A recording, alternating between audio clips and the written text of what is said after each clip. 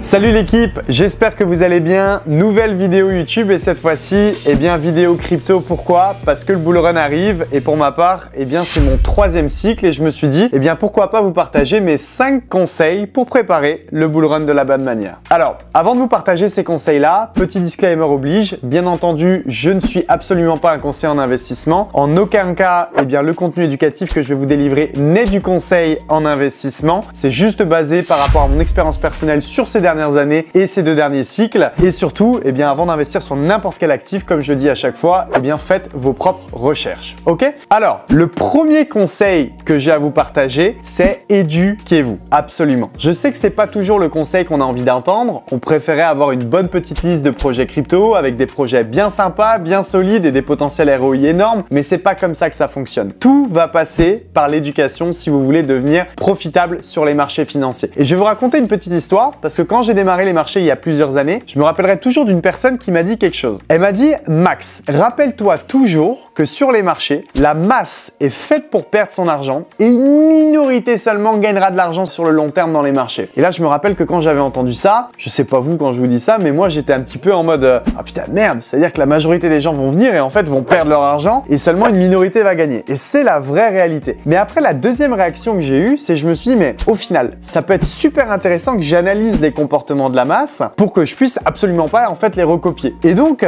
si on analyse ça ensemble là tout de suite sur cette vidéo, pour moi, il y a 2 comportements en fait, on va dire, qui ressortent. Le premier comportement, c'est que la masse arrive toujours au mauvais moment. Pourquoi? Parce que la masse s'informe toujours après une excitation. Quand il y a une excitation de marché, le marché commence tout simplement à être haussier de manière relativement importante. Il y a déjà eu des très belles performances, une certaine médiatisation, que ce soit sur les médias ou je veux dire juste on en parle autour de soi. Et en fait, la masse commence à se dire mince, ça se trouve, je vais rater l'opportunité. D'où ce qu'on appelle le FOMO. Ils commencent à FOMO, Fear of Missing Out. Ils se disent mince, ça se trouve, je vais rater l'opportunité qui pourrait entre guillemets me rendre soit la vie meilleure ou carrément riche. Vous voyez ce que je veux dire? Et ça, c'est vraiment pas bon parce que tu rentres déjà sur ce qu'on appelle un haut de marché, sur des conditions qui sont absolument pas optimales. Et le deuxième critère, c'est que la masse rentre sans plan. C'est-à-dire que la masse rentre toujours après une excitation, mais il n'y a pas un vrai plan et une vraie compréhension du marché avec une vraie gestion en fait de leur portefeuille. Et donc ça, c'est une très grosse problématique. Et quand j'ai analysé ces 2 premiers points-là, je me suis dit, ok, au final, il faut juste que tu aies la tête froide et que pour avoir la tête froide, il faut que tu aies de la certitude. Et pour avoir de la certitude, il faut s'éduquer. Donc c'est pour ça que c'est le premier conseil que je vous donne. Éduquez-vous. Je sais que c'est pas toujours encore une fois le conseil qu'on veut, mais si vous voulez gagner de l'argent, l'éducation est fondamentale. Le deuxième conseil que je veux absolument vous donner,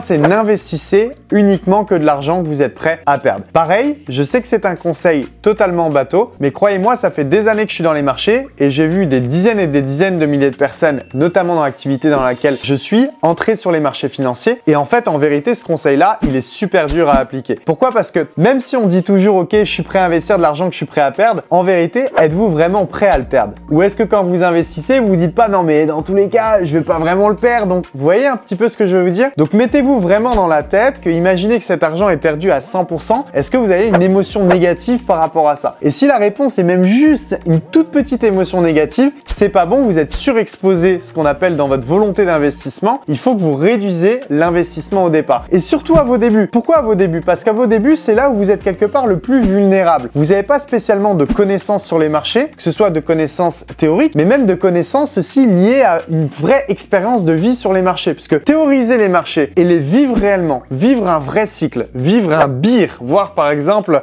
ces cryptos se dévaloriser complètement, mais voir aussi un bull et savoir gérer cette excitation-là, savoir gérer ses sorties, c'est absolument pas évident. Donc il vaut mieux le faire au début avec des capitaux limités et de l'argent que vous êtes vraiment, mais totalement prêt à perdre, parce que malheureusement à vos débuts, je l'ai dit, vous êtes le plus vulnérable et vous avez des grandes chances, faut se le dire, de perdre votre argent. Mais au final, c'est comme tout dans la vie, quand on commence à vouloir marcher, qu'est-ce qui se passe? On tombe. Dans les marchés financiers, si on veut commencer à gagner de l'argent, malheureusement à nos débuts, on devra faire des mauvaises opérations et perdre un minimum notre argent. Donc ça, c'est le deuxième conseil que j'ai à vous donner. Le troisième conseil que j'ai à vous donner sur les marchés, encore plus du coup pour préparer préparer ce prochain bull run, c'est comprendre qu'il n'y a pas encore, à l'heure actuelle, une vraie diversification de possibles sur le marché des cryptos. Parce que c'est vrai que j'entends toujours, il faut diversifier, il faut diversifier. Exemple, oui, il y a Bitcoin, mais en réalité, il y a tellement d'altcoins, on veut trouver le prochain Bitcoin, etc. Ce que vous devez comprendre, c'est que si on analyse encore une fois les années passées, les cycles passés, jusqu'à présent, encore une fois, ça pourrait changer, mais il n'y a pas une vraie diversification, encore une fois, sur le marché. C'est-à-dire qu'on a vu l'actif premier, qui est au final Bitcoin, et dès lors que Bitcoin prend de la valeur, eh bien généralement après, les altcoins vont prendre de la valeur et vont suivre Bitcoin. Dès lors que Bitcoin se corrige, se retrace, généralement les altcoins se retracent derrière. Donc quand on dit diversifier son investissement sur plein de cryptos juste pour diversifier en fait, parce que ça nous permet d'avoir plus de sécurité, pas tellement. Et d'ailleurs Warren Buffett disait toujours que la diversification c'est aussi le meilleur ami de l'ignorance, parce que en fait en réalité quand on sait ce qu'on fait, on n'a pas besoin de diversifier tant que ça. Et en crypto, si vous savez ce que vous faites, si vous êtes sûr de l'éducation et des recherches que vous avez faites liées à votre formation, eh bien en vérité vous comprenez qu'il n'y a pas encore une énorme diversification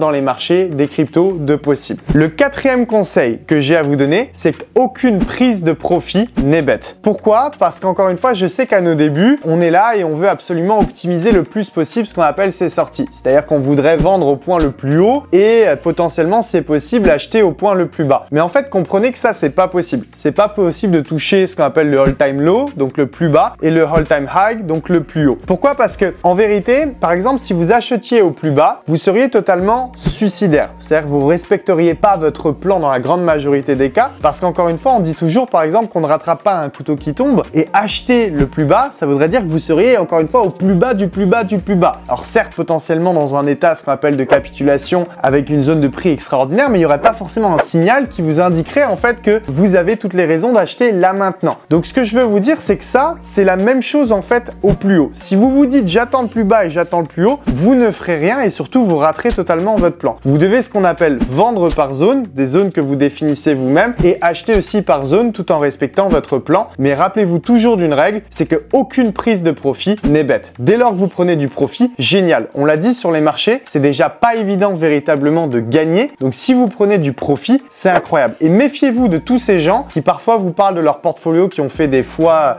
des multiples énormes. Non, méfiez-vous de ces gens parce que la plupart des gens ont fait des multiples énormes en latent, mais n'ont jamais réussi à sortir, n'ont jamais réussi à vendre, et donc au final, à la fin de la journée, ils ont juste perdu de l'argent plus qu'autre chose. Donc aucune prise de profit n'est bête. Le dernier conseil que j'ai à vous donner, donc le cinquième, c'est ayez une vision sur le long terme. Même si vous démarrez tout de suite là maintenant à vous intéresser au marché des cryptos et que vous préparez votre premier bull run là tout de suite, vous devez savoir que c'est un véritable game sur le long terme. On n'est pas là pour devenir riche en l'espace d'un an, on est là pour apprendre à penser de la bonne manière, avoir déjà les bases, donc être capable d'investir de l'argent que l'on est prêt à perdre, de ne pas avoir d'émotions, que ça ne change rien sur notre style de vie, que ça ne change rien sur notre vie en général, d'apprendre le marché, de comprendre le marché. Donc le but, c'est vraiment de penser sur le long terme et sur plusieurs cycles. Ce premier, au final, cette première partie de cycle, parce que déjà le bear, on est là en tout cas au moment où on parle sur un début de bull market, on ne sait pas ce que ça peut donner, on pourrait totalement revenir en bear derrière, mais ce que je veux dire, c'est que vous êtes déjà pas sur un cycle entier là maintenant. Vous êtes déjà sur un niveau qui est différent d'il y a quelques mois. Donc pensez vraiment sur le long terme et ne soyez pas dans une idée de faire juste un coup là maintenant tout de suite. Mais mettez des fondations solides. Si vous le faites, vous allez déjà faire potentiellement des superbes performances et après,